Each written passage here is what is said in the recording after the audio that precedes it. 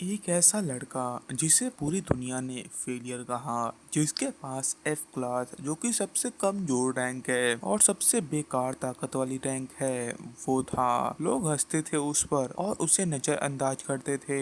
लेकिन एक दिन उसे एक ऐसी अजीब पावर मिलती है जिस वजह से वो दूसरों की किस्मत चुरा सकता था। जी हाँ, आपने बिल्कुल सही सुना। अब वो अपनी ही नहीं बल्कि दूसरों की भी किस्मत को चुरा सकता है। और यहीं से शुरू होती है कहानी उस हंटर की जो सबसे नीचे से उठकर सबसे ऊपर तक जाएगा, क्योंकि अब वो अपने ही नहीं बल्कि दुनिया के रूल्स को बदलने आया है। और ये है एफ क्लास डेस्टिनी हंटर की कहानी, एक मांगवा जो आपको सोचने पर मजबूर कर देगी कि क्या आपको अपने किस्मत के भरोसे रहना चाहिए या फिर नहीं। तो चलो अब एक्सप्लेनेशन को चालू करते हैं। तो कहानी की शुरुआत में हमें डीमन रियल के एंट्रेंस को दिखाया जाता है, जहाँ काफी सारे लोग होते हैं और वहीं काफी सारे लोग आपस में बात कर रहे होते हैं। और वहीं हमारे मेन कैरेक्टर को दिखाया जाता है जो अपने स्वॉर्ड को पोंछ रहा होता है, और वहीं वो बताता है कि वो अभी फ्लाइंग टाइगर सेक्ट के अंदर है और वो लोग अपनी मेंबर्स को पावर्स के बेसिस पे चूज नहीं करते हैं, और अगर वो लोग ऐसे चूज करते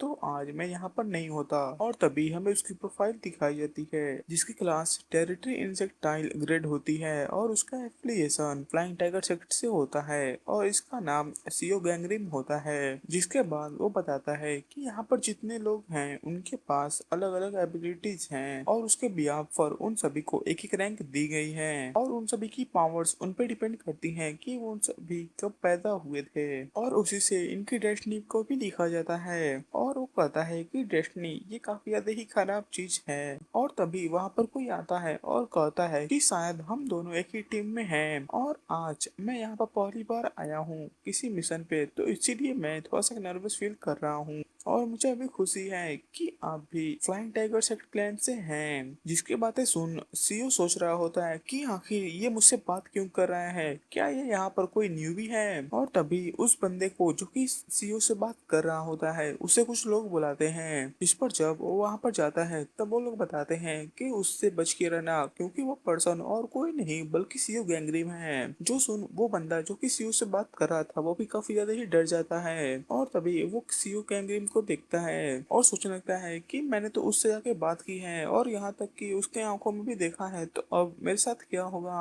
और वो इसी वजह से वहां पर काफी ज्यादा ही डरने लगता है। जिसे देख सीओ भी कहता है कि जैसे मैंने सोचा था ठीक यहाँ पर वैसा ही हुआ।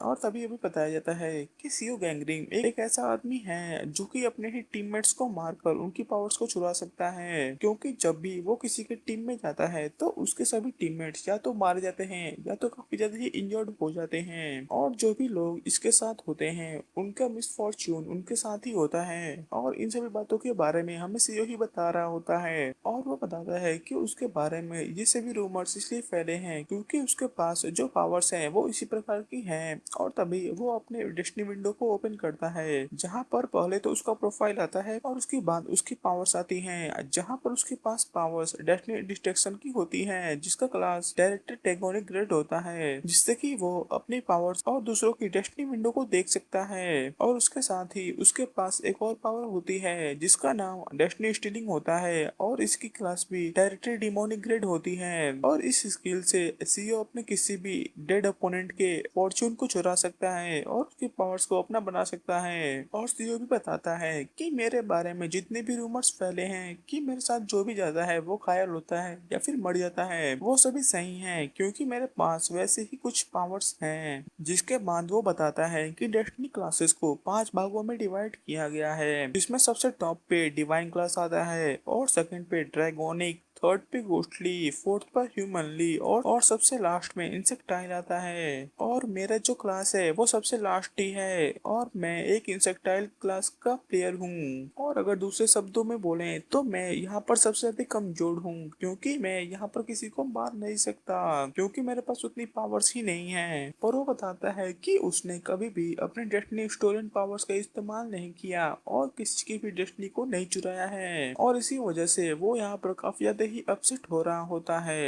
लेकिन तभी उसके सामने एक लड़की आती है जो उससे कहती है कि आखिर तुम यहाँ पर अकेले क्या कर रहे हो, जिसे देख सीओ काफी ज्यादा ही घबरा जाता है। जिसके बाद वो लड़की बताती है कि जब ये मिशन कंप्लीट हो जाएगा और यहाँ का इनहेलेशन खत्म हो जाएगा तो आज रात एक पार्टी है जिसको कि तुम ज्वाइन कर लेना, और इसका नाम यू हार्लेंग होता है और इसकी क्लास टेरिटरी डिवाइन ग्रेड होती है और इसका एफिलिएशन भी फ्लाइंग टाइगर सेक्ट से होता है और ये भी सीओ की टीम में ही होती है। और तभी वहाँ पर जो लड़का होता है वो भी सीओ से कहता है कि तुमने लास्ट डिनर पार्टी में भी इनवाइट किया गया था पर तुमने उसे भी ज्वाइन नहीं किया था।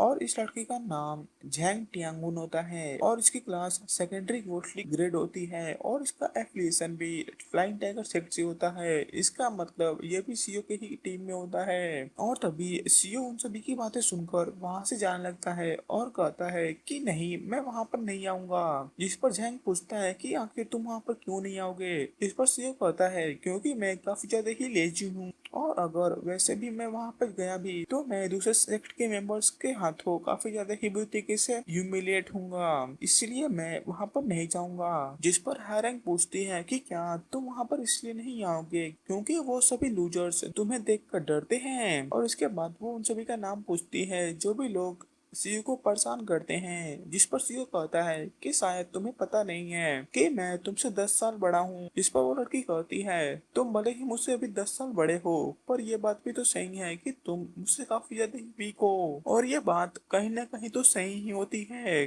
क्योंकि सीओ इस लड़की से भी काफी ज्यादा ही वीक होता है और इन दोनों में सबसे ज्यादा ही वीक होता है। और तभी वहां पर कोई आता है जो उन दोनों को वहां पर बुलाता है, जो उन दोनों को बताता है कि तुम दोनों यहाँ पर सीओ के साथ बातचीत कर रहे हो पर अभी मिशन चालू हो चुका है तो इसलिए अब जाओ और अपनी पोजीशन को संभालो। और इस लड़के का नाम गैंग होता है जिसकी की क्लास सेकेंडरी ह्यूमनली ग्रेड होती है और इसका एफिलिएशन भी फ्लाइंग टाइगर सेक्ट से होता है। जिसके बाद वो सभी वहां पर अपनी अपनी पोजीशन को संभालने के लिए चले जाते हैं। और तभी गैंग सीओ से कहता है कि इस फाइट में अपना ख्याल रखना। जिस पर सीओ कहता है कि मैं तो पीछे रहूंगा और तुम सभी आगे रहोगे तो तुम सबको अपना ज्यादा ख्याल रखना चाहिए ना कि मुझे कहना चाहिए। पर वो उससे थैंक्स बोलता है। जिसके बाद गैंग भी वहां से चला जाता है और सीओ वहीं पे सोच रहा होता है कि मैं आशा करता हूँ कि मैं भी कभी तुम सभी के साथ फाइट करूँ। जिसके बाद वहां पर अनाउंसमेंट भी हो जाती है कि अब the special demon real inhalation mission को चालू कर दिया गया है तो सभी लोग अपने ग्रुप में बढ़ जाओ। और उसी के साथ वहां पर इनहेलेशन चालू हो जाती है जहां सीओ सोच रहा होता है कि मुझे बस लो लेवल डिमंस का सामना करना है तो मुझे इस काम को ही अच्छे से करना पड़ेगा।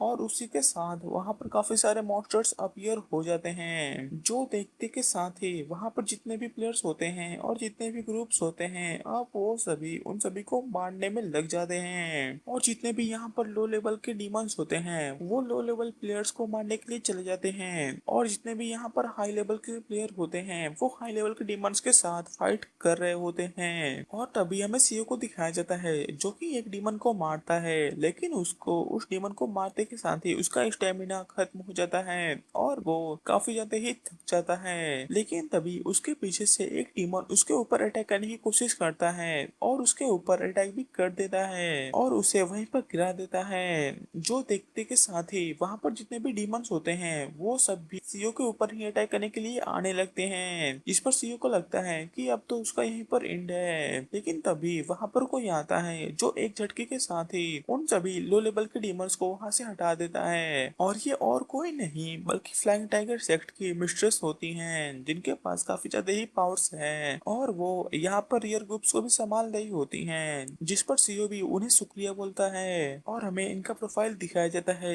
जहाँ इनका नाम सिंसुओ होता है और इनका क्लास टेरिटरी डिवाइन ग्रेड होता है और इनका भी एफिलिएशन फ्लाइंग टाइगर सेक्ट से होता है और वो उसकी मिस्ट्रेस होती हैं। लेकिन तभी वहां पर कोई आता है जिस पर सीओ कहता है कि क्या ये कौन है, ये क्या बॉस है। और वहीं हमें एक काफी ज्यादा ही खतरनाक मॉन्स्टर को दिखाया जाता है जो अब वहां पर आ चुका होता है और सबको लग रहा होता है कि यही यहाँ का बॉस बॉस है। लेकिन तभी वहाँ पर कोई आता है जो उस बॉस लेवल के मॉन्स्टर को एक झटके में ही मार देता है और उसके बीच से दो टुकड़े कर देता है। और वहीं हमें एक लड़की को दिखाया जाता है जो यहाँ पर सीए को खोज रही होती है, जिस पर लोगों को वहाँ पर समझ नहीं आता है कि आखिर ये कौन है और आखिर ये यहाँ पर कैसे आई और आखिर इसने अपने हाथों से ही बॉस को क्यों मार दिया।